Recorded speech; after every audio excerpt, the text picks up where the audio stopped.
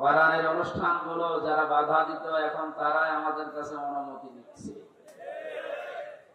এইটাই স্বাধীনতা এবং পরাধীনতার পার্থক্য।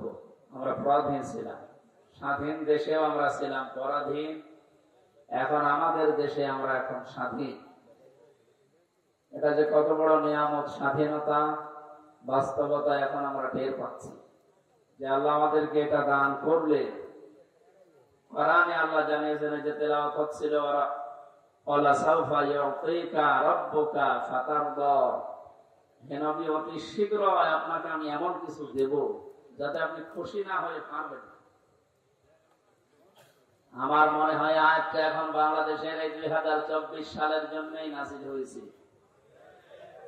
আমরা এত বেশি খুশি হয়ে গেছি এই জুলুম নির্যাতনের পরে যে ওয়ালা সাউফা দুইটা তাকিদ দিয়েছেন, লাম একটা, সাউফা একটা। আল্লাহ বলেন অবশ্যই অবশ্যই অতি শীঘ্রই ইউতিকা, হে নবী আপনাকে আমি দান করব, দেব। রাব্বুকা ফাতারদা, আপনার রব আপনাকে এমন কিছু দেবেন যে আপনি খুশি হয়ে যাবেন। 1500 বছর আগে বিশ্বনবী যেমন খুশি হয়েছিলেন মক্কা বিজয় হওয়ার পর, আমার তো মনে হচ্ছে সারা বাংলাদেশের বিভিন্ন জায়গায় ঘোরাফেরার পরে 5 তারিখের পর থেকে আমরা ঠিক ওই রকম খুশি হয়েছি। খুশি হলে মানুষ কি করবে আল্লাহ জানিয়েছে। মানুষের ঘর বাড়ি ভাঙা না, মানুষের সম্পদ আত্মসাৎ করে না, জুলুম অত্যাচার বাড়িয়ে দেওয়া না, কি করবে আল্লাহ বিজয় পেলে খুশি হলে? কোরআনে কারিমে আল্লাহ জানিয়েছেন। আমরা কোরআনে থেকে ওই বিষয়গুলোর সামনে নিয়ে আসবো ইনশাআল্লাহ। যে আল্লাহ আমাদেরকে এখনো পর্যন্ত সুস্থ রেখে কোরআন শোনার জন্য এই ময়দানে নিয়ে আসলেন। হাজারো মানুষ এলাকায় আছে, সবাইকে আল্লাহ নিয়ে আসে। এটা আমাদের নিজেদের ক্রেডিট নয়, আল্লাহর দয়া। আল্লাহ যাকে ভালোবাসেন, মাইয়ুরিদিল্লাহু খায়রা ইউফাক্কিহু ফিদ্দীন, নবীজি জানিয়েছেন আল্লাহ যার কল্যাণ কামনা করেন তাকে দ্বীনের জ্ঞান দান করেন। এখানে এসেছি দ্বীনের জ্ঞান অর্জন করার জন্য, নাকি অন্য উদ্দেশ্য আছে আমাদের? না। জায়গাটা ভেজা, বিভিন্ন জায়গায় বৃষ্টির পানি এখনো জমে আছে, কাদা, অনেকে বসতে পারছে না ঠান্ডার কারণে দাঁড়িয়ে আছে। তারপরও কোরআন শোনার জন্য যে আশা আমরা দেখাচ্ছি, যে আকাঙ্ক্ষা, আল্লাহ যেন এটা কবুল করে ওমরের মতো বানিয়ে দেন। এই কোরআনে কারীম হযরত ওমরকে যদি জিরো থেকে হিরো বানাতে পারে, আমরা তো এমনি হিরো, নাকি? আমরা যে হিরো, এই হিরো থাকলে হবে না, আরো উপরে ওঠা লাগবে। লতার কাবন্না তবাকান আন তবাক, হে নবী যে জায়গায় আছেন হবে না, ওখান থেকে উপরে ওঠা লাগবে। সুতরাং দল, মত, জাতি, বর্ণ, ধর্ম নির্বিশেষে বাংলাদেশ আমরা সবাই একটা পরিবার। সবাই কি বলেন তো? এই পরিবারকে আজ উপরে উঠতে হবে। ষড়যন্ত্র এখনো থেমে নেই। বিভিন্ন কায়দা কৌশলের চেষ্টায় ছিল জালেমেরা, কিন্তু পারে না, এখনো পর্যন্ত চালিয়ে যাচ্ছে। আজকে একটা ভিডিও দেখলাম, অনেক হিন্দুরা পর্যন্ত বলছে মন্দিরে হামলা হয় আমরা জানি না, অথচ ভারতের টিভিতে প্রচার হয়। সেই দিন আর একটা দেখেছিলাম, জিজ্ঞাসা করছে যে আমার ভাই, আমার বোন, আমার এক আত্মীয় 40 বছরের সাজানো সংসার, সে হিন্দু হওয়ার কারণে এই 5 তারিখের পর সব হারিয়ে ফেলেছে। সাংবাদিক বলছে কোথায়? মেহেরপুরে। কোথায়? পরে জানাবো। যাই একটু চাপ দিয়ে বলেছে বলেন তো দেখি সত্যি করে, তখন তেড়ে যাচ্ছে মারার জন্য। তারা এই মানুষগুলো এ দেশের না, এরা এই মেহেরপুরের এই পাশে এই বর্ডার পার হয়ে এসে দেশের মানুষকে কালার করতে মিডিয়ার সামনে দেখাতে চাচ্ছে যে দেশে সংখ্যালঘু নির্যাতন হচ্ছে। বাংলাদেশের অন্তর্বর্তীকালীন সরকারের প্রধান উপদেষ্টা যিনি, ডক্টর মোহাম্মদ ইউনূস, উনি ক্ষমতা নেওয়ার পরে যে কথাগুলো বলেছিলেন তার অন্যতম এই সংখ্যালঘু এই ধোয়া তুলে যারা এই দেশকে অস্থিতিশীল করার চেষ্টায় আছে তাদেরকে আমি কড়া বার্তা দিয়ে, ভারতের বুকে মুসলমানেরা সংখ্যালঘু, ওরা যেমন নিরাপদে আছে, এই দেশের সংখ্যালঘু ছাড়া ওরা নিরাপদে থাকবে ওই রকম। আপনি সহ্য করতে পারবেন? মসজিদ ভেঙে দিয়ে মন্দির বানানো হচ্ছে। এই বাংলাদেশে এরকম ইতিহাস নেই, আছে কিন্তু প্রতিবেশী রাষ্ট্রে আছে। নামাজ পড়তে দাঁড়িয়েছে, নামাজের ভেতরে পেছন দিক থেকে লাঠি মারছে, এটাও দেখলাম। এদেশে পূজা করছে, পূজারত অবস্থায় কাউকে মেরে ফেলেছে, লাঠি দিচ্ছে। আমরা এটা দেখতে তো পাইনি, কোনোদিন শুনিও। যারা আপনারা যা করছেন নিজের দিকে তাকিয়ে, ওই না কবতুম ফাআকিবু বিমিসলি মা উকিবতুম বি। এ নবী, যে মানুষগুলো অত্যাচার জুলুম নির্যাতন করেছিল, আপনি অতটুকু তাদের উপর করতে পারেন। এই 17 বছর যা করেছেন, আপনি বিবেককে জিজ্ঞাসা করেন, যদি অতটুকু করি আপনি টিকে থাকতে পারবেন? 15 বছর যে জুলুম নির্যাতন সহ্য করলাম আমরা, পুলিশ ছাড়া মাত্র একদিনও আপনি টিকতে পারেন। একটা মানুষের জিকির যে পরিমাণ হয়েছিল, আমার মনে হয় আল্লাহর জিকির যদি আমরা ওই পরিমাণ করতে পারতাম, আমরা আল্লাহর ওলি হয়েছে।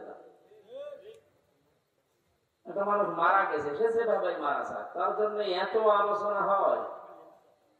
তাদের আলোচনা হলে মানুষের অন্তরে তৃপ্তি লাগে। কাদের? আল্লাযীনা আমানু তাতমাইন্নু কুলুবুহুম বিযিকরিল্লাহ, আলা বিযিকরিল্লাহি তাতমাইন্নুল কুলুব।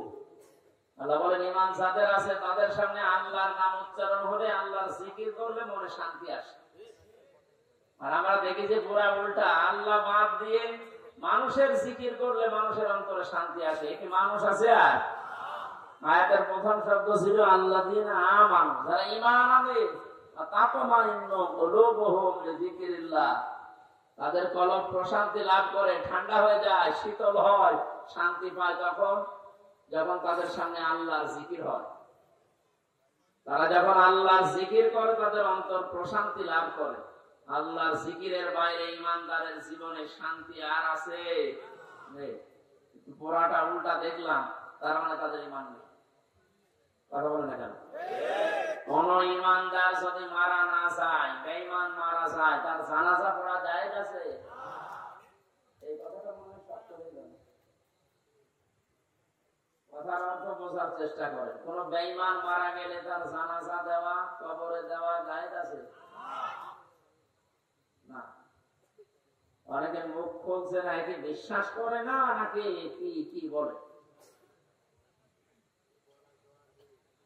কোরআনে কারিমে আল্লাহ পাক জানিয়েছেন, ওয়ালা তুসাল্লি আলা আহাদিন মিনহুম মাতা আবাদাও ওয়ালা তাকুম আলা কবরি ইন্নাহুম কাফারু বিল্লাহি ওয়া রাসূলিহি ওয়া মাতু ওয়া হুম ফাসিকুন।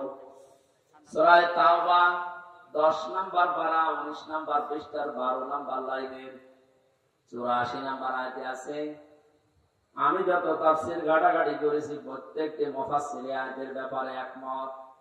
হযরত আব্দুল্লাহ ইবনে মাসউদ, আব্দুল্লাহ ইবনে আব্বাস রাদিয়াল্লাহু তাআলা আনহুমা, দুইজন এত বড় বড় রাইসুল মুফাসসিরিন বলা হয় যাদেরকে, তারা পর্যন্ত আয়াতের ব্যাখ্যা কিভাবে দিয়েছেন।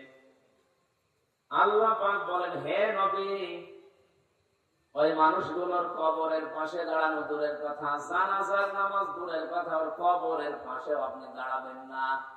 ওয়ালা তুসাল্লি আলা আহাদিন মিনহুম, যদিও আয়াতটা নাযিল হয়েছিল আব্দুল্লাহ ইবনে উবাইয়ের ক্ষেত্রে, আল্লাহ এখানে হোম দিয়ে ঝামেলায় ফেলে দিয়েছেন আমাদের অনেককেই। আল্লাহ যদি সরাসরি তার নামটা উচ্চারণ করতেন, তাহলে আয়াতের ভেতরে আমরা থাকতাম না। ওয়ালা তুসাল্লি আলা আহাদিন মিনহুম, এই যে হোম, এটা বহুবচন, এটা জমির। রব্বুল আলামিন জানিয়েছেন, হে নবী, এই মানুষের কবরের পাশে দাঁড়ানো আপনার জন্য নিষেধ, তাদের জন্য দোয়া করা পর্যন্ত নিষেধ। শুধু আব্দুল্লাহ ইবনে উবাই না, কিয়ামত পর্যন্ত এর চরিত্র যারা অর্জন করবে তাদের জন্য জানাজার নামাজ, তাদের জন্য কবরে দেওয়া, কবরের পাশে দাঁড়ানো আপনার জন্য কিয়ামত পর্যন্ত আপনার উম্মতের জন্য জায়েজ নেই। জেলখানায় 3টা বছর ছিলাম আমি। মাওলানা মামুনুল হক হাফিজাহুল্লাহ পাশের রুমে ছিলেন উনি।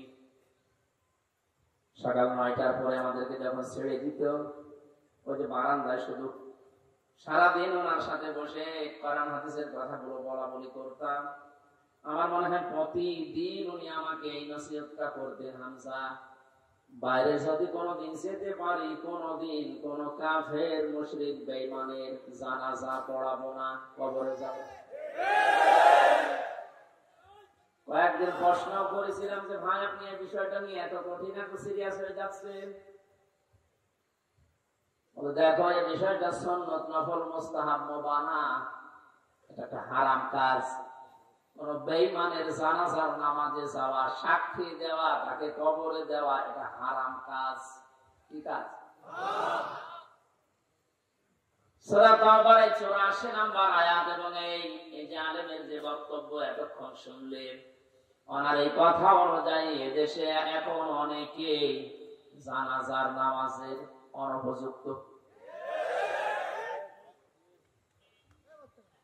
যে মানুষগুলো এই জুলুমের বিরুদ্ধে জীবন দিয়েছেন, যে যুবকেরা, আজকে একটা ভিডিও দেখলাম, এক আলেম নামে কলঙ্ক আহলে হাদিসের নাম নিয়েছে। এটা আহলে হাদিসের লোক না, এটা জালেম একটা। রফিকুল ইসলাম দিন কি জানো, হিমার ইবনে হিমার, হিমার ইবনে হিমার, এইরকম নাম। এই লোকটা বক্তব্য দিচ্ছে আবু সাইদ নামে এনাকে আত্মহত্যা করেছে, শহীদ হয়। কি করে মরলে শহীদ হবে আমি বলেন তো দেখি? বিশ্বনবী জানিয়েছেন দেওয়াল চাপা পড়ে মরলে সে শহীদের মর্যাদা পায়, পানিতে ডুবে মরলে শহীদের মর্যাদা পায়, পাহাড় থেকে পড়ে মরে গেলে শহীদের মর্যাদা পায়, অ্যাক্সিডেন্টে মরে গেলে শহীদের মর্যাদা পায়, আগুনে পুড়ে পড়লে শহীদের মর্যাদা পায়। আর জালেমের জুলুমের সামনে নিজের বুক পেতে জীবন দিয়ে চলে গেল দুনিয়া থেকে, তাকে আপনি শহীদ বলতেও রাজি না। আপনাকে আর একবার মরে দেখানো লাগবে যে এটা আমি শহীদ হলাম। কি ইয়ার কি মারা জিনিস? আপনি যদি সত্যি কথা এরকম সেন্সে বলে থাকেন, আপনার ঈমান নষ্ট হয়ে গেছে। কারণ শহীদ এই শব্দটা অনেক দামি শব্দ। খুব ভালো করে খেয়াল করবেন, আলেম যারা আছেন তাদেরকে বলছি, খুব ভালো করে খেয়াল করবেন। ঠাট্টা বিদ্রোহ করার জিনিস না। শহীদ এই শব্দটা আন্দাজে জাতার নামে লাগালেও হবে না। ব্রাহ্মণবাড়িয়ায় আসার সময় দেখেছি একবার যে লেখা আছে কবরের পাশে, শহীদ ধীরেন্দ্রনাথ চন্দ্র। বলেন তো এই নাম শুনি বোঝা যাচ্ছে যে কয় নাম্বার শহীদ। হয়তো চান্দার টাকা ভাগাভাগি করতে যে মরে গেছে। এবার আসেন যে তথ্য কোরআনে আল্লাহ দিয়েছেন, আপনাদেরকে বলছি, তবে হয়তো এইভাবে চিন্তা করেননি। দেখেন তো আমার এই থিওরিটা মেলে কিনা। সূরা বাকারার ভেতরে আল্লাহ জানিয়েছেন, ওয়ালা তাকুলু লিমান ইউকতালু ফি সাবিলিল্লাহি আমওয়াত বাল আহয়াউ ওয়ালাকিন লা তাশউরুন। খুব খেয়াল করে শুনুন। মানুষ কথা বলে যেহেতু মুখ দিয়ে, এই জন্য আল্লাহ মুখের উপরে নোটিশ জারি করে দিয়েছেন, পৃথিবীর মানুষেরা, এটা বহু বছর, ওয়ালা তাকুলু, কেউ বলবা না। কে বলছে? কেউ বলবা না এই কথা। যে মানুষগুলো আমি আল্লাহর রাস্তায় শহীদ হয়েছে, জীবন দিয়েছে, এদেরকে মৃত বলবা না যে এমনি এরা মরে গেছে না। বাল আহয়াউন, বরং এরা জীবিত। ওয়ালাকিন লা তাশউরুন, কিন্তু তোমরা এটা টের পাও না। তাহলে মুখ দিয়ে কেউ কোনোদিন শহীদদের ব্যাপারে উল্টাপাল্টা কথা বলবেন না। ৭১ সালে দেশ স্বাধীন করার জন্য যারা জীবন দিল তাদেরকে যদি শহীদ বলতে পারেন, ২৪ সালে জালেমদের মোকাবেলা করার জন্য নিজের জীবনটা যারা দিয়ে দিল তাদেরকে শহীদ বলতে আপনার অসুবিধা কোন জায়গায়? আপনারা একটা কথা খণ্ডন করেন তো, যেন এটা মিলছে না। আল্লাহ মুখের উপরে প্রথমে নোটিশ দিয়েছেন, ১৪৪ ধারা জারি, মুখের উপরে মুখ দিয়ে বলবি না, কেউ বলবি না যে আমি আল্লাহর জন্য যারা জীবন দিয়েছে এরা শহীদ হয়নি রে, এমনি মারা গেছে, এদেরকে মৃত বলা যাবে না। কেন মৃত বলা যাবে না? কারণ এরা জীবিত। জীবিত কেমন করে? সূরা আলে ইমরান ৪ নম্বর পারার ১১ নম্বর পৃষ্ঠা 9 নাম্বার লাইনে আছে মানুষের মুখ দিয়ে কথা বলার পরে আরেকটা ধারণা করার জায়গা আছে মানুষের, সেটার নাম অন্তর। ধারণা করে কি দিয়ে? বলেন বলেন।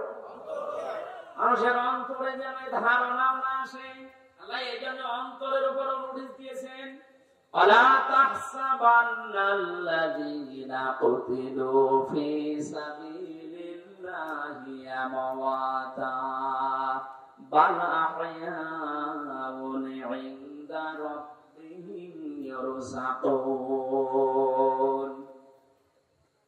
আল্লাহ পাক বলেন, হে পৃথিবীর মানুষেরা, কেউ কোনদিন ধারণাও করবা না অন্তর দিয়ে যে আমি আল্লাহর জন্য যারা শহীদ হয়েছে এদের মরে গেছে। নাই বলবা না, বলা তো যাবে না, ধারণাও করা যাবে না।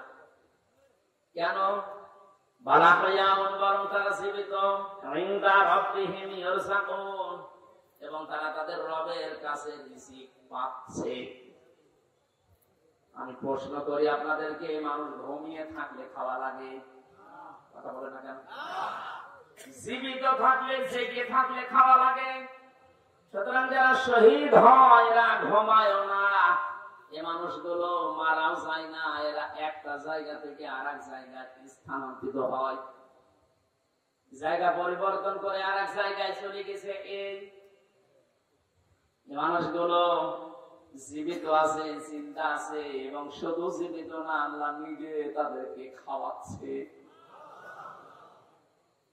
শহীদ আল্লামা দেলাওয়ার হোসাইন সাইদি রহমাতুল্লাহ আলাইহি, কেউ যদি বলেন মারা গেছে, না, উনি মারা যায়নি, ওনাকে মেরে ফেলা হয়েছে।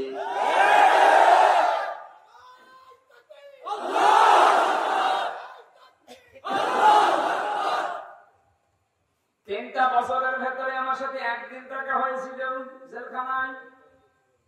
উনি 1 নম্বরে, আমি 4 নম্বরে। বহু কথা ওই 10 মিনিটের ভেতর আমাকে শুনিয়েছিল।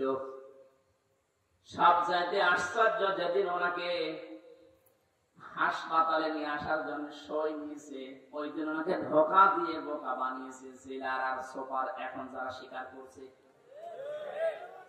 ওনাকে এটা জানিয়েছে যে আপনি মুক্ত হয়ে যাবেন। এদেশের নির্বাহী আদেশে যিনি দায়িত্বে আছেন, ওই সময় ছিলেন, তিনি নির্বাহী আদেশ দিয়ে আপনাকে মুক্ত করে দেবে, আপনি মুক্ত বাতাসে আবার কোরআনের কথা বলতে পারবেন। এ কথা বলার পরে সই নিয়ে ওখান থেকে বের করে প্রথমে গাজীপুরে নিয়ে যায়, ওই জায়গা থেকে নিয়ে যায় মেডিকেলে। ওখানে যাবার পর গাড়ি থেকে নামার সময় যে হাসিটা দেখেছিলেন আপনারা, আমরা তো জানি না, পরের দিন শুনলাম মারা গেছে। এখন ভিডিওতে দেখতে পাচ্ছি যে হাসিটা উনি দিয়েছিলেন, ওনার বিশ্বাস ছিল আমি আবার মুক্ত জীবনে কোরআনের কথা বলতে পারবো। কিন্তু ষড়যন্ত্র করে উপরের নির্দেশে, বিশেষ করে এই ডাক্তার নামে কলঙ্ক, আল্লাহর পরে মানুষ যদি কাউকে বিশ্বাস করে থাকে সেটার নাম ডাক্তার। আর এই কলাঙ্গার ডাক্তার মোস্তফা জামান, এখন আরো 2 জন আছে, এরা ভেতরে নিয়ে ইনজেকশন পুশ করে লোকটাকে দুনিয়া থেকে শহীদ করে দিল। অনেক যদি অসুস্থ হবে, আপনি বাস্তবতা টের পান না। কোন মানুষকে ওইভাবে অসুস্থ অবস্থায় হাসতে কোনদিন আপনি দেখেছেন?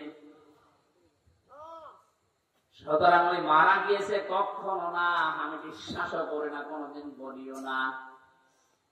উনি শাহাদাতের মর্যাদা পেয়েছেন, কারণ সারা জীবন ওনার মোনাজাত ছিল, আল্লাহুম্মা ইন্নী আসআলুকা শাহাদাতান ফি সাবিলিক। হে আল্লাহ, আমার সাধারণ ভাবে মরণ দিও না, মরণ দিলে তুমি শাহাদাতের মরণ দিও। বহু মানুষকে হাসপাতালে আমি এই জেলখানার গেট দিয়ে বের হয়ে যেতে দেখেছি, ছেলের ভেতরেই হয়তো মারা গেছে, কিন্তু নিয়ে যে প্রচার করে যে উনি মারা গেছে চিকিৎসাধীন অবস্থায়, অথচ জেলের ভেতরে মরে যায় অনেকে। এখানে আমার প্রতিদিনের তাহাজ্জুদের নামাজের দোয়া এটাই ছিল, আল্লাহ তুমি আমাকে এইভাবে সাধারণ মরণ দিও না, আল্লাহুম্মা ইন্নী আসআলুকা শাহাদাতান ফি সাবিলিক ওয়াজআল মাউতি ফি বালাদি রাসূলিক। হযরত ওমর এই দোয়া করতেন। এই প্রথমটুকু আমি মাঝে মাঝেই বলেছি, আল্লাহ যদি মরণ আমাকে দাও তো শাহাদাতের মরণ দিও। কোরআনের পাখির সারা জীবনের মোনাজাত ছিল এটা, আল্লাহ তুমি আমাকে শাহাদাতের মরণ দিও। এখানে আমি শাহাদতই পেয়েছেন। শাহাদত যারা বরণ করিয়েছে তাদের শাহাদত এখন বরণ করানো লাগবে না। এরা তো আর শাহাদত পাবে না, কারণ জালেমদের ভাগ্যে আল্লাহ শাহাদতে শব্দ দেয়নি। আল্লাহু লা ইয়াহদিল কওমাস সালিমিন।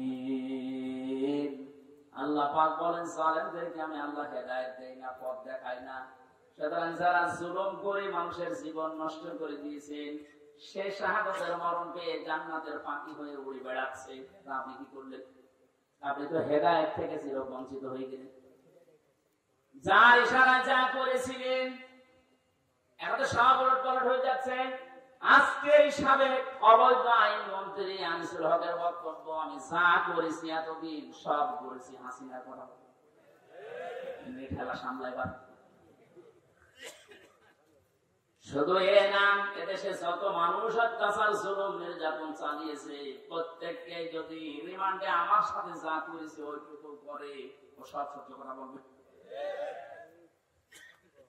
মাটির নিচে নিয়েছিল, মাটির নিচে দিয়ে চোখ বাঁধা কালো কাপড় দিয়ে পেছনে হাত বাঁধা। পেছনে যদি এমনি হাত বাঁধে, যদি হ্যান্ডকাপ ওটা এমনিতে হাত কেটে যায়। পেছনে হাত দিয়ে যদি উপরের দিকে টান টান করে রাখে 11 ঘন্টা। বলে সত্য বলেন আর মিথ্যা বলেন, যা বলবে বাবা সব ঠিক আছে। এখানে আমি এখন দাবি জানাই, আমার মুখ দিয়ে যারা এরকম উল্টা পাল্টা কথা, আমি তো বলি নাই একটা ওই 11 ঘন্টা দাঁড় করানোর পর আমি বলি নাই 10 দিন রিমান্ডে আমি একটা কথাও না, আমি এগুলো করি না।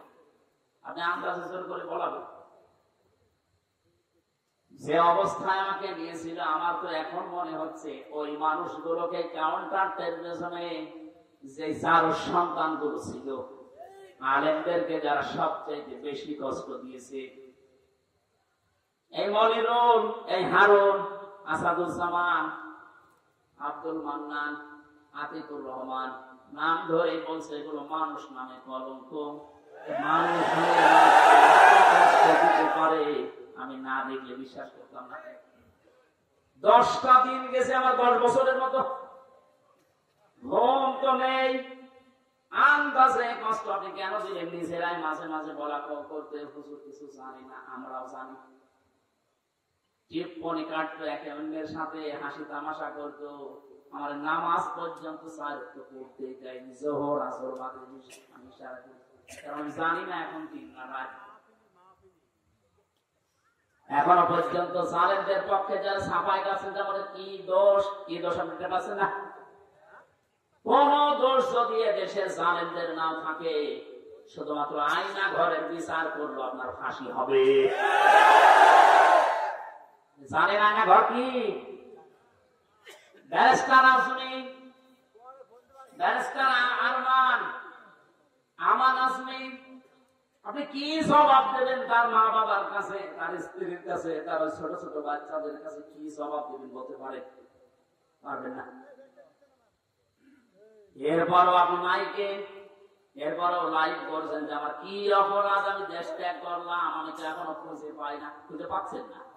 কোন দোষ যদি আপনার নাও থাকে, সবচাইতে বড় দোষে তাকে আয়না ঘর বানাচ্ছে। এটার চাইতে মারাত্মক পৃথিবীতে কোন জুলুম আছে বলে আমি জানি না। জীবিত মানুষকে এদিকে 1.5 হাত, এদিকে 1.5 হাত, ওর মাঝখানে পায়খানা। আমি যেখানে থাকতাম এর মাথার কাছে পায়খানা, এতটুকু জায়গায় 24 ঘন্টা। আর খাবার যা দেয় মাসে 2-3 দিন আগের খাবার, পচা খাবার, ফেলে খান। তার এক বাটির ভেতরে 4-5টা তরকারি দিয়ে দেয়, আবার ডাল দিয়ে দেয়, খান না খান আপনি মরে যান, ওদের কোনো অসুবিধা। কারণ কেউ জানে না তো পৃথিবী তো আছে কিনা। এমন জায়গায় এমন ভয়ঙ্কর, এমনিতেই মানুষ হাঁটে করে বলে যাবে। এখানে যারা তত্ত্ববটন জড়িত এই জুলুমের সাথে, ওদের কোনো শাস্তি দেওয়ার দরকার নেই। শুধু এই ঘরের ভেতরে 10 মিনিট আটকে রাখে। আমাদের তাও সেনায় তো কোরআন ছিল, আমি কোরআন পড়তে পারতাম, ও শয়তানদের তো কোরআন এমনি টেনশন করতাম। টের পাচ্ছেন আছে আমি কি করেছি, এত আমার উপর জনগণ এত খেপলো, টের পাচ্ছেন। জালেমরা জাহান্নামে যাবে, তার এক নাম্বার কারণ এরা আল্লাহর মামলার আসামি। এটা আমি বানালাম। সূরা শুরার 42 নম্বর আয়াতে আল্লাহ জানিয়ে দিয়েছেন, ইন্নামাস সাবিলু আলাল্লাযিনা ইউযলিমুনান নাস, অবশ্যই আমি আল্লাহ মামলা দেব তাদের বিরুদ্ধে যারা মানুষ হয়ে মানুষের উপরে জুলুম করছে। সুতরাং এই 15-17 বছর যারা জুলুম করেছে, আপনি হামজার মামলার আসামি না হলেও আপনি আল্লাহর মামলার আসামি। সাধারণ মানুষ মামলা দিয়েছে দরবেশ বাবার নামে, আনিসুল হকের নামে সাধারণ মানুষ মামলা দিয়েছে, এক গরিব মানুষ। তারপরেও ওই বাংলাদেশে হাজার হাজার লক্ষ উকিল থাকার পরেও এই লোকটার পক্ষে কোনো উকিল এখনো দাঁড়ায়নি। আর আপনি তো সাধারণ মানুষের মামলার আসামি না, আপনি সরাসরি আল্লাহর মামলার আসামি।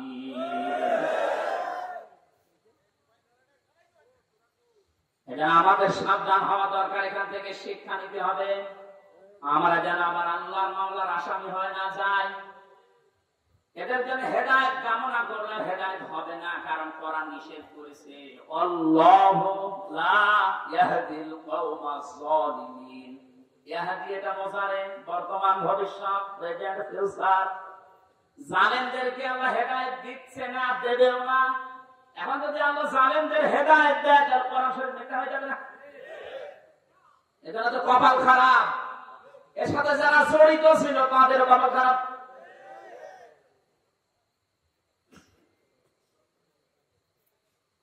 ফরিদপুরবাসী বড় ব্যথা নিয়ে কথা বলছি। এই জালেমদের জুলুমের কারণে আমার ছোট মেয়েটা আজ পর্যন্ত আমার চিনে না, আমার কাছেও আসতে চায় না, ভয় পায়। কি করেছিলাম? কোরআন হাদিসের কথাগুলো ওপেন ভাবে বলতাম, গোপন রাখতাম না। এইটা আমার অপরাধ। এতটুকুর জন্য আপনি 3টা বছর নষ্ট করবেন আর এত কষ্ট আমার দেবেন? এটা ধরে নিয়েছে, বসিয়ে তো ছড়িয়ে দিলে হয়েছে, এইভাবে বলতে নেই। আমি তো সংশোধন হয়ে যেতাম।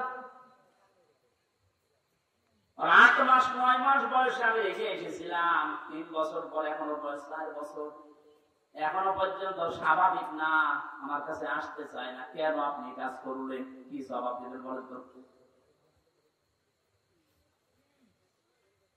এই জন্যই মাওলানা মামুনুল হক এই কথাটা বারবার আমাকে শোনাতে, জালেমদের বেঈমানদের কোন জানাজা নেই, জানাজা মানে তাকে সাক্ষী দিয়ে আল্লাহর কাছে পৌঁছিয়ে দেবে ভালো ছিল, এই কথা বলা যাবে? এটা না আমরা সাবধান হচ্ছি, আপনাদেরকেও সাবধান করছি। এখনো জুলুমের পক্ষে যদি আপনি স্ট্যাটাস দিয়ে যান, জুলুমের পক্ষে ছাপায় গান, আপনিও জালেম, আপনিও চিহ্নিত। আপনি মারা গেলে আপনার জানাজা পড়া, কবরে দেওয়া জায়েজ নেই। আপনি এমনিতেও জাহান্নামে যাবেন, অমনিও জাহান্নামে যাবেন। জালেমের জন্য জান্নাত হারাম। কথা বলছেন এখন? জালেমের জন্য জান্নাত হারাম, কারণ জালেম হচ্ছে আল্লাহর মামলার আসামি। এটা ছোটখাটো বিষয় না, অনেক ওজনওয়ালা কথা। আমরা অনেকেই মনে করি আল্লাহ কি দেখে না, ব্যারিস্টার আর মানে এই কষ্ট কি আল্লাহ দেখে না? হাওয়ালা তাহসাবান্নাল্লাহা গাফিলান আম্মা ইয়ামালুস সালিমুন, ইন্নামা ইউআখিরুহুম লিয়াউমিন তাশখাসু ফীহিল আবসার। আল্লাহ পাক বলেন, হে নবী, আপনি কি মনে করেন যে জালেমদের সম্পর্কে আমি কোনো খোঁজ রাখি না? আমি সবচেয়ে বেশি খবর রাখি জালেমদের ব্যাপারে। ওদেরকে আমি ছাড় দিয়েছি ওই দিন পর্যন্ত যেদিন চক্ষু উল্টিয়ে যাবে। আজকে তাই হচ্ছে। জালেমদের সাথে দেশের মানুষেরা এমন আচরণ করেছে, অনেকেই চোখ উল্টিয়া আটকে উঠছে। হলো কি? বিশেষ করে সেনাদার কিরণ চেয়ারম্যান ওরে পিটিয়ে মেরে জালেমকে গাছের সাথে না ওই পিলারের সাথে টানিয়ে মরার পর দুনিয়া আটকে উঠেছিল। হচ্ছে কি? আবু সাইদকে যে লোকটা সজ্ঞানে স্বেচ্ছায় গুলি করে হত্যা করেছিল, তার এই জনগণ পিটিয়ে ন্যাংটা করে টানিয়ে রেখেছে। ইন্নামা ইউআখিরুহুম লিয়াউমিন তাশখাসু ফীহিল আবসার। আমার তো মনে হচ্ছে কোরআনের এই আয়াত এখন খাপের খাপ মমতাজের বাপ সব মিলিয়ে যাচ্ছে। জালেমদেরকে আমি আর একটা স্মরণ করাচ্ছি, এখনো যারা পর্যন্ত এখনো যারা জালেমদের পক্ষে কথা বলেন, যা জালেমদের পক্ষে যারা আছেন তারা সাবধান হন। কোন জালেম যদি টার্গেট নাই কোন জায়গায় পৌঁছাতে, আমার আল্লাহ বলেন ওকে আমি ছাড় দিতে দিতে এমন জায়গায় পৌঁছাই, ওই সফলতা পাওয়ার আগে ওর তার আমি কেটে দেই। এটা তাফসীরে তাবারীর ভেতরে আছে, যদিও দুর্বল কারোর জন্য শিক্ষার জন্য আমি বলছি। হযরতে হুদ আলাইহিস সালাম দাওয়াতি কাজ করছিলেন, সবচেয়ে বেশি বাধা তাকে দিয়েছিল ওই জামানায় যে লোকটার নাম আমরা শুনি জান্নাত বানিয়েছিল সাদ্দাত। যখন হযরতে হুদ আলাইহিস সালাম দাওয়াত নিয়ে গেলেন, যে জান্নাতের কথা জাহান্নামের কথা তাকে শোনালেন, আল্লাহর নাফরমান বান্দা ডাক দিয়ে বলেন, তুমি আল্লাহর নবী দাবি করো, তোমার আল্লাহর জান্নাত আমার লাগবে না, আমি নিজে জান্নাত বানাবো, তুমি শুধু জান্নাতের আইটেম গুলো বলো যে কি কি পাওয়া যাবে। হযরত হুদ নবীর কাছে সব শুনলেন যে স্বর্ণের ইট হবে, রূপার ইট হবে, বিশাল সাম্রাজ্য, যেখানে যত স্বর্ণ পাওয়া যায় রূপা পাওয়া যায় সবগুলো পেয়াদাদেরকে দিয়ে জোগাড় করেছে এক জায়গায়। 22,000 শ্রমিক কাজে লাগিয়েছে, 20 বছর ধরে ধরে জান্নাত মনের মতো করে বানাচ্ছে। হযরত হুদ আলাইহিস সালাম যা যা বলেছিলেন একেবারে ওইভাবে হুবহু বানানোর চেষ্টায় আছে। স্বর্ণের ইট তৈরি করার জন্য তো সোনা লাগবে, যেখানে যা পাওয়া যায় সব নিয়েছে। মুফাসসির লিখেছেন আল্লাহর এক বান্দি বিধবা, বিয়ে হওয়ার পরে স্বামী মারা গেছে, মা বাবা নেই, এতিম। এই মেয়েটার স্বর্ণ ধরে যখন টান দিয়েছে, মেয়েটা তখন মাটিতে গড়াগড়ি দিয়ে কান্নাকাটি করেছিল, ইয়া আল্লাহ আমি একেবারে নিঃস্ব মানুষ, আমার স্বামী নেই, মা বাবা নেই, আমার শেষ সম্বলটুকু কেড়ে নিয়ে যে জালেম তার স্বপ্ন পূরণ করার জন্য ইচ্ছা পোষণ করেছে, তার এই স্বপ্নের জান্নাতে তুমি তাকে পৌঁছাতে দিও না। এই দোয়াটা করেছিল ওই বিধবা, ওই মুসলিম মহিলা। আল্লাহ রাব্বুল আলামিন বলেন পৃথিবীতে 3 জনের দোয়া সঙ্গে সঙ্গে কবুল হয়ে যায়, কোনো পর্দা থাকে না, তার ভিতরে একজন মাজলুম। এ যদি সত্যিই মন থেকে কিছু বলে, আল্লাহ পাক ওটা সঙ্গে সঙ্গে আরশে তুলে নেয়। এটার প্রমাণ হারুন। আমি রিমান্ডে থাকাকালীন জেলখানায় ছিলাম, প্রথম 2 মাস ওই ছোটদের সাথে বেরোতে করেছিলাম মাদান। আমার রাতের বেলা কেঁদে কেঁদে বলতো রিমান্ডে নিয়ে আমার ওই যে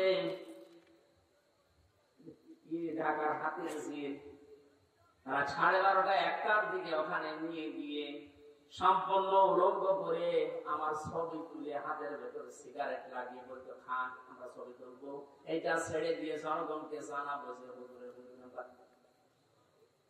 আজকে দেখলাম বলছিল আমি ওই দিনই আল্লাহর কাছে ওই মাজলুম অবস্থায় আকাশের দিকে তাকিয়ে দোয়া করেছিলাম, মাবুদ জীবনে যদি কিছুই তোমার দরবারে ভালো না লাগে, কবুল না হয়, আজকের যে দৃশ্য আমার শরীরে এক টুকরা পোশাক নেই তুমি দেখতে পাচ্ছ।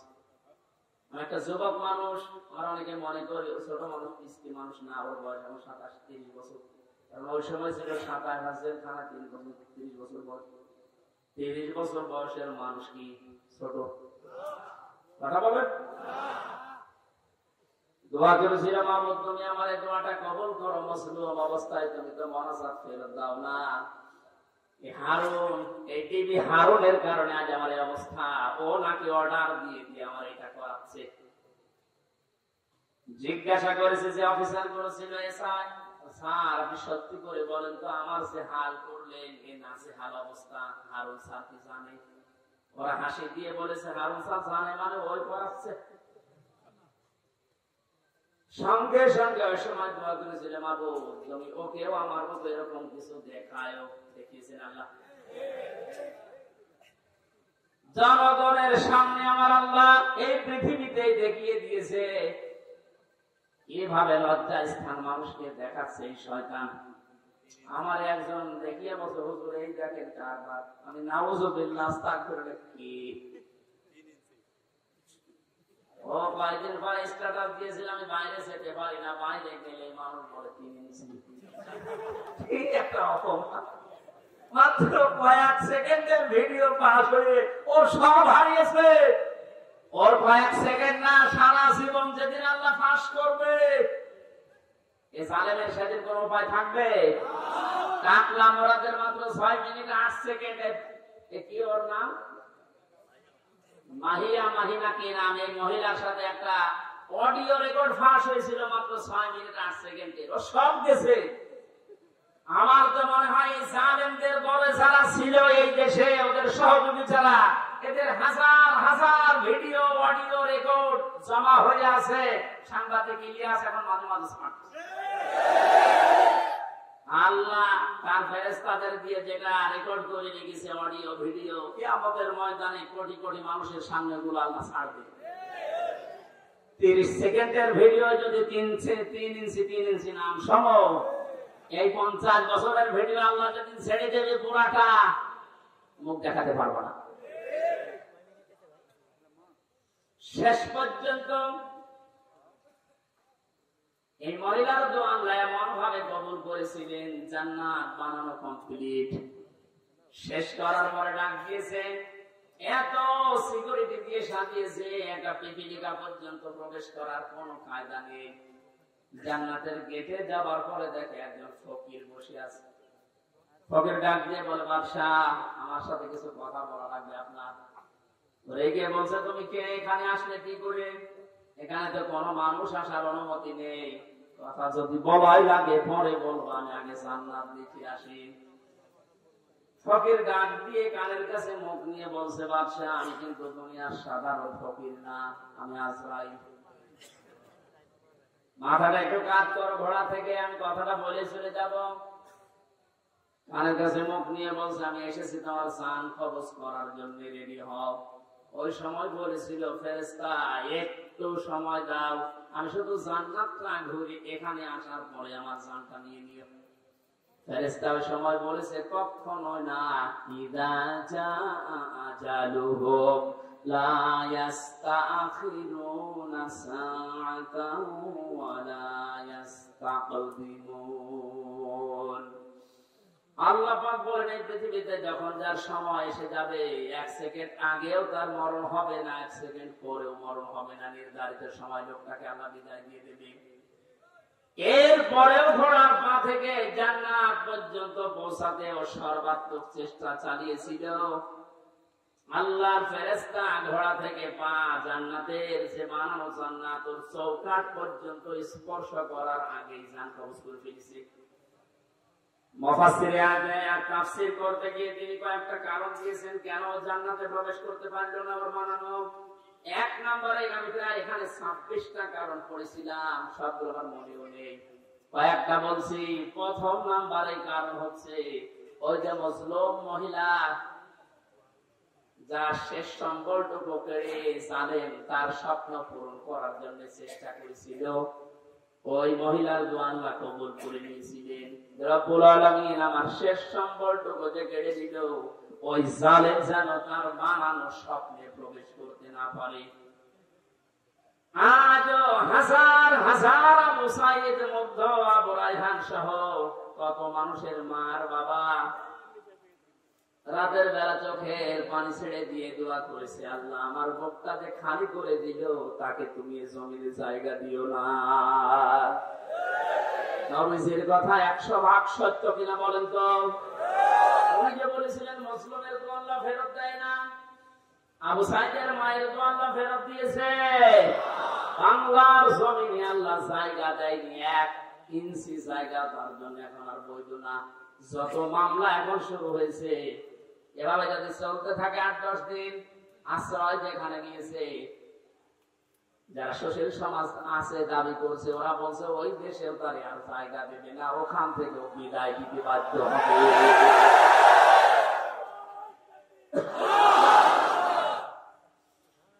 আমার ফরিদপুরবাসী জালেমদের জন্য সব জায়গা আল্লাহ অবৈধ ঘোষণা দিয়েছেন। জালেমদের কোন জায়গা পৃথিবীতে নেই, কারণ সব থেকে বেশি আল্লাহ খেয়াল করেন জালেমের জুলুমের দিকে।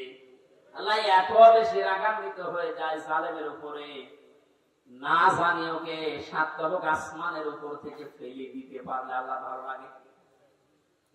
এই জন্য আমরা সাবধান হব, কোন জালেমের জানাজা কবরে দেওয়া এটা নেকি, এটা ভুয়া হবে। ওদের জন্য জানাজাও জায়েজ নেই, কবরে দেওয়া জায়েজ নেই।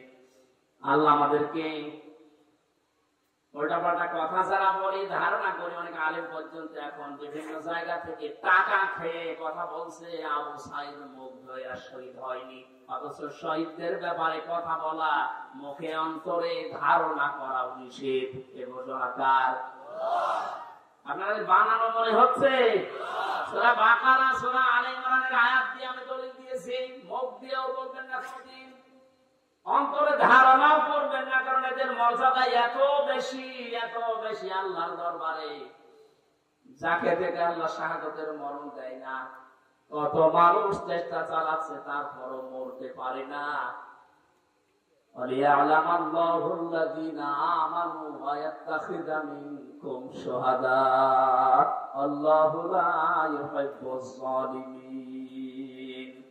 সূরা আলে ইমরানের 140 নম্বর আয়াতের শেষের দিকে আছে, আল্লাহ রাব্বুল আলামিন বলেন, আমি যার জীবন যৌবন পছন্দ করি, ভালোবাসি, এই মানুষকে আমি আল্লাহ শাহাদাতের মরণ দিয়ে ধন্য করি। জোরে বলেন সুবহানাল্লাহ।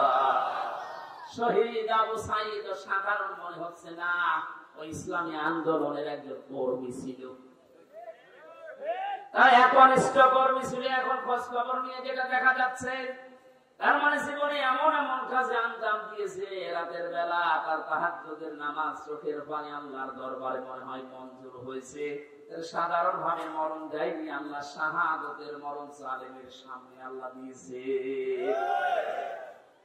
আয়াতের শেষের কথা ছিল, আল্লাহু লা ইউহিব্বুজ জালিমিন, আল্লাহ জালেমদেরকে ভালোবাসেন না, বাসবেনও না। জোরে বলেন নাউজুবিল্লাহ। এখানে আহ্বান জানাচ্ছি, হাতে পায়ে ধরে বলছি, এখনো যারা জালেমদের পক্ষে আছেন, সাফাই গান, নিজের পায়ে নিজে কুড়াল মারবেন না, ফিরে আসেন। জালেমদের কোন জায়গা কিয়ামত পর্যন্ত এই জমিনে আর হবে না। আল্লাহ আমাদেরকে জালেমদের বিষয়গুলো বোঝার তৌফিক দিন। দরুদ পড়ছি নবীজির উপরে সাল্লাল্লাহু আলাইহি ওয়াসাল্লাম। কোরআনে কারীম থেকে আমরা দুইটা সূরা পড়েছি, সূরা আলাম নাশরাহ এবং সূরা আন-নাসর। আমরা তাফসীর আকারে কথা বলবো, যেহেতু এখানে লেখা আছে। আপনারা আছেন তো? বিজয় পেয়েছে অনেকেই মনে করছে কি না কি হনরে হনুমান হয়ে যাচ্ছে না, কি করা লাগবে কোরআন থেকে শুনে। জবান ছেড়ে কোরআনের আয়াতগুলো আগে একটু পড়েন। আউযু বিল্লাহি মিনাশ শাইতানির রাজীম, বিসমিল্লাহির রহমানির রহিম।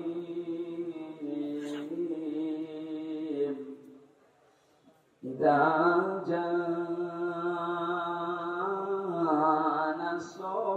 নাসরুল্লাহি ওয়াল ফাth ওয়া রাআইতান নাসা ইয়াদখুলুনা ফি দীনিল্লাহি আফওয়াজা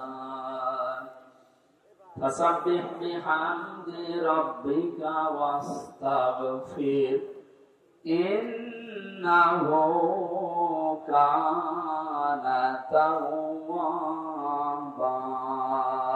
সাল্লাল্লাহু আলাইহি সূরা নাসর। এই সূরা বলেন তো, কোরআনে 3 আয়াত বিশিষ্ট 3টা সূরা আছে, আসর, নাসর আর কাউসার। আমরা অনেকে মনে করি সূরা কাউসারের 3 আয়াত আর বাকি আয়াতে না। 3টা সূরা 3 আয়াত বিশিষ্ট, আসর, নাসর, কাউসার।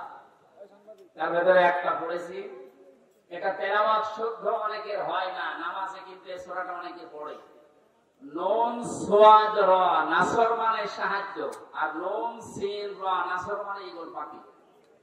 এখানে তেলাওয়াত যখন করবেন সোয়াদ উচ্চারণটা মুখ গোল করা লাগে।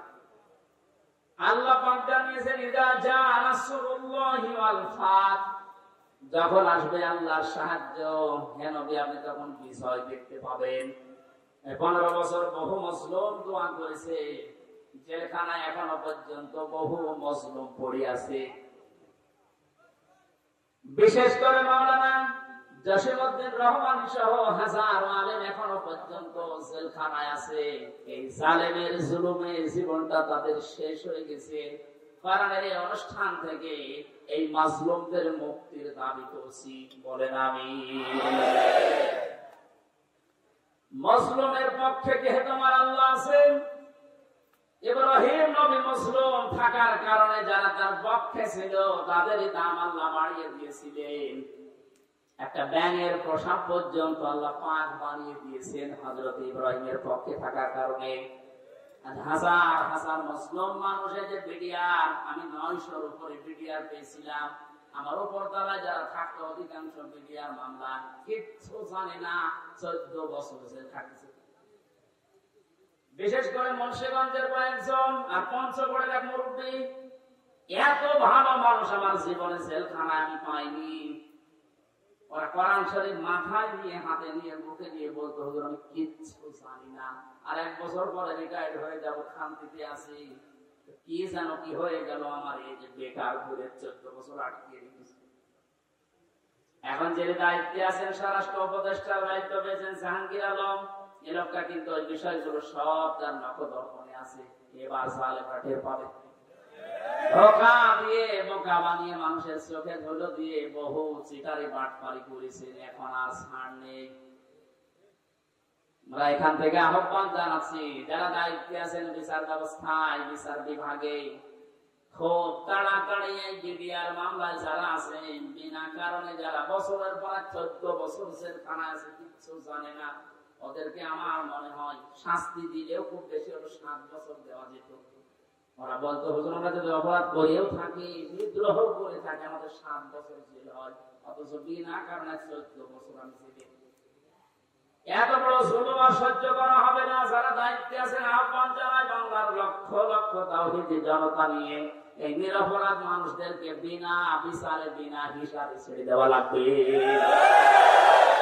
কোন অপরাধ নেই যে একজনের রাগের ফসল, এগুলো প্রতিহিংসার ফসল। এই মানুষগুলো সত্যি ভালো মানুষ আমার দৃষ্টিতে আমি যা দেখেছিলাম, এদের জীবন চরিত্র, নামাজ রোজা এবং আল্লাহর যে ঈমান, আল্লাহর প্রতি তাদের, এই কথাগুলো বাস্তবে আমি দেখে এসেছি। এই কারণে বলছি, যারা বিডিআর হত্যা মামলার নাম নিয়ে, পিলখানার নাম নিয়ে এই নিরপরাধ মানুষকে অপরাধ করে থাকলে আপনি প্রমাণ পেলে তার বিচার করেন, কিন্তু নিরপরাধ যারা বিচার হওয়ার পর ওদের মাত্র 7 বছর জেল হওয়ার কথা, 14 বছর কোন কারণে একটা মানুষের মুখ রাখতে গিয়ে আপনি তারা জেলখানা রাখবেন? এখানে দায়িত্বে যারা আছেন এই বিচার ব্যবস্থা একটু তাড়াতাড়ি কাজ করে তাদের ছেড়ে দেওয়া হোক। অন্তত জীবনের শেষ কয়েকটা দিন স্ত্রী পুত্র সন্তান আদি নিয়ে দুনিয়া একটু কাটিয়ে থাক। পঞ্চগড়ের এই মুরব্বীটা, কি নাম যেন, আব্দুল মতিন না কি নাম, এরকম বহু মানুষকে দেখেছিলাম। ওদের দুঃখ কষ্ট আল্লাহর আরশ পর্যন্ত কেঁপে যাওয়ার কথা।